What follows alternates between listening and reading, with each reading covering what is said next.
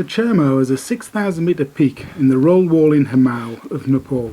It requires a trekking peak permit from the Nepalese government and offers a rewarding objective combined with a tranquil trek through the Rolwaling Valley in the crossing of the high Tesi Lapcha Pass at 5,700 metres.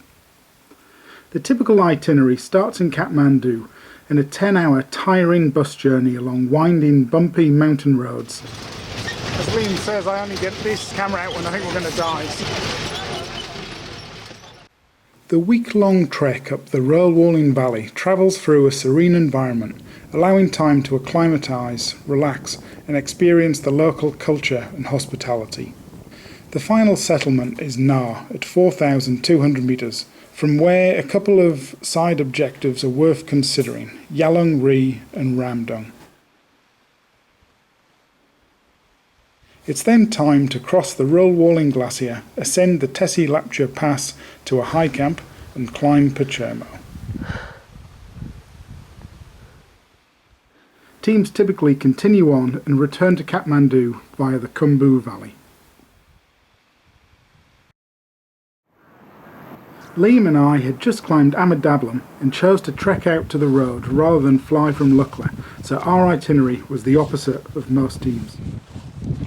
We began in Namche Bazaar, the capital of the Khumbu Valley, trekking up the Boat Koshi Valley to the comfortable and friendly village of Thame, where you leave the main trade route to Tibet and head west for the Tesi Lapcha Pass. A well-trodden trail is followed the whole way, but you'll meet far less people than in the Khumbu. The Thame Valley is very quiet and only has a couple of small settlements with one tea house, so it's recommended that you bring sufficient supplies for 4 or 5 days until you reach the highest village in the Rolwaling Valley. We camped our first night at Ngole, just above 5,000 metres. It's a flat area with camp spaces and a well-protected bivvy cave.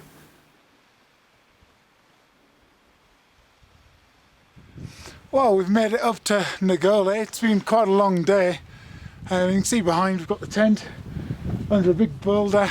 Liam's just putting in his sleeping mat, so we'll go inside, we'll start warming up some water, hopefully have some soup and then some dehy food. It's about half an hour till darkness, it's very cold.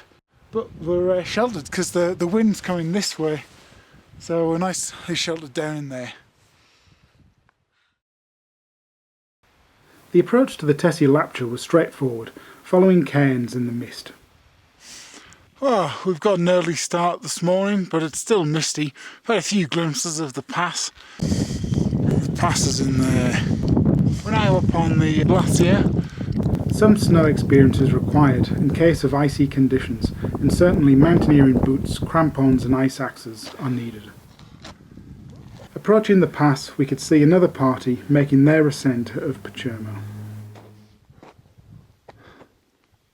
It seems the best route to the pass was well to the right, avoiding an icefall and gaining a bench that could be followed horizontally back towards the col. However, with global warming and glacier retreat, these conditions may change. This is our way on. Found a couple of pitons here. So this trail should take us to the Tesi Lapcha and Parchermo sitting proudly above Tesi Lapcha.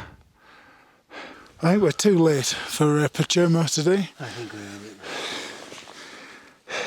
A high camp can be established against the towering rock wall on the east side of the pass. I recommend the high camp. It's a great experience to witness the sun set across the Himalaya and watch the moon rise over Everest under a starlit, ethereal night.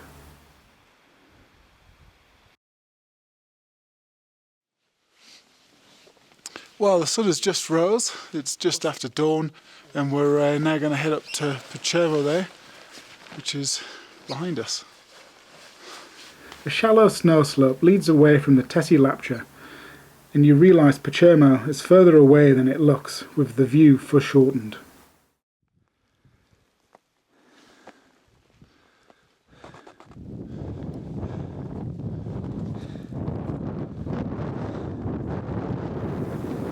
A steeper slope of maybe 50 degrees leads up to the summit ridge. It seems commercial groups often fix a rope for this section, which would be reassuring in icy conditions. Well, we're on the steep bit of the climb. I've climbed up solo. Liam's coming up with the aid of commercial group's fixed ropes. So after a little bit more climbing, here's the summit ridge up to the top of Parchermo.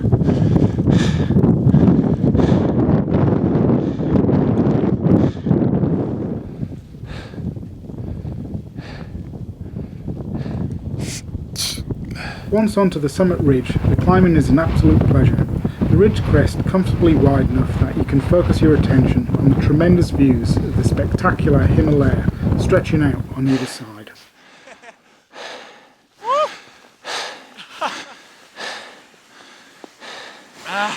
And here's Liam coming up to the summit of Parchermo, 6,273 metres above sea level. Oh wow. Oh wow.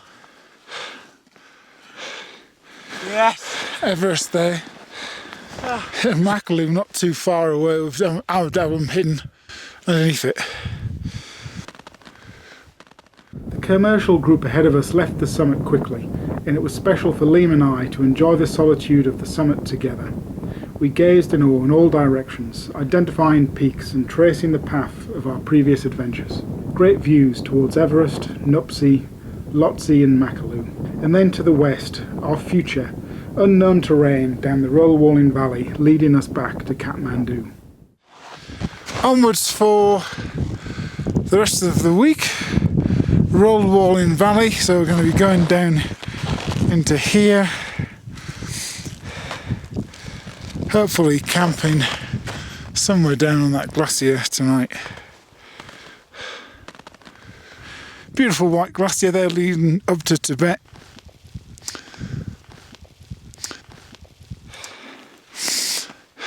How you doing, Liam? Fantastic. Fantastic. That was fun.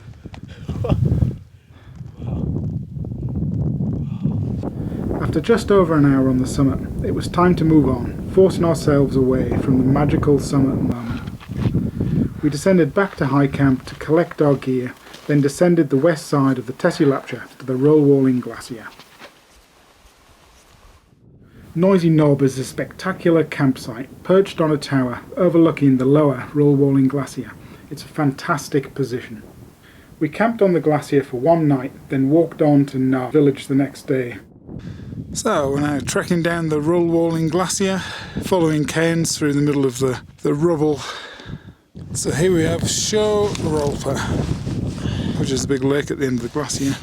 So that's looking back up to the head of the Rolwaling Glacier, Parchermo top left, Noisy Knob in the middle. So it should now be all downhill to Kathmandu. We are now made it to the road, and we've managed to catch a lift off a truck.